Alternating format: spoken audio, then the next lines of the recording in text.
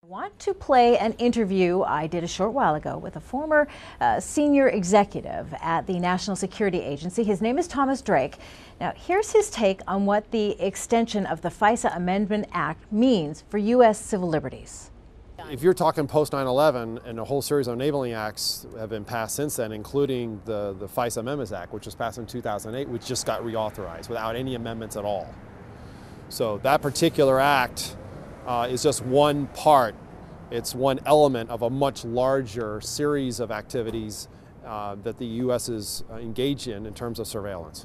Is there anything that has taken place, or is there anything to justify this level of surveillance and monitoring that's taking place? Not at all, other than for reasons of counterterrorism and dealing with the threat. I mean, that has been the government's meme ever since the post 9/11. So why is it then? What has somebody been caught? Has someone been apprehended as a result of this legislation? Yeah, but it's gone far beyond its original mandate. I think anybody could have easily have accepted the need to counter the threat. I get that because of what happened on 9/11. I'm the first to acknowledge that.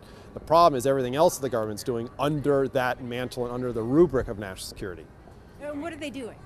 Well, everything from massive electronic eavesdropping on Americans to wiring the infrastructure, the electronic infrastructure of this country for mass surveillance, to bypassing any number of other laws that have been part of what it means to be an American. In essence, it's gone far beyond its original mandate. But surely the people who are using these tools wouldn't take advantage of that. Well, you've got much of this. Part of the problem is much of this is being done in secret, and there's very little oversight or accountability. Witness this latest authorization of the FISA Amendments Act from 2008, extending it until 2017. Very little debate. They attempted. 4 amendments were put up and all failed. So been very little oversight. Basically, the executive branch has been given a very broad mandate with a compliant Congress. You worked on the inside. Give us a bit of an idea of what's happening. Well, I was an NSA senior executive, and to my horror, I found out that 9/11 was using an excuse to abridge the fundamental rights and liberties of Americans.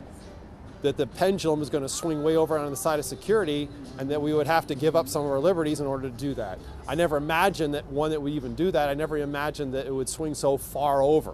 Give us an example of something that you saw that really concerns you. Well, the single biggest thing, and it continues to manifest itself, and it's just why I'm so extraordinarily disappointed in a Congress that has abdicated its oversight role. It's abdicated it's one of the three branches of the government. It's supposed to check the executive branch. So I found out, it was just stunning when I found out that the White House had entered into a secret agreement with the National Security Agency to completely bypass the Foreign Intelligence Surveillance Act. And they were by bypassing it, they turned the United States of America into the equivalent of a foreign nation for the purposes of dragnet blanket electronic surveillance. In secret, violating the Constitution. And I became a whistleblower in large part simply due to the fact I could not stand by and be an eyewitness to the subversion of our own Constitution when I knew that it was never necessary, that the very best of American ingenuity and innovation could have easily provided not just superior intelligence, but also protected the Fourth Amendment rights of all Americans.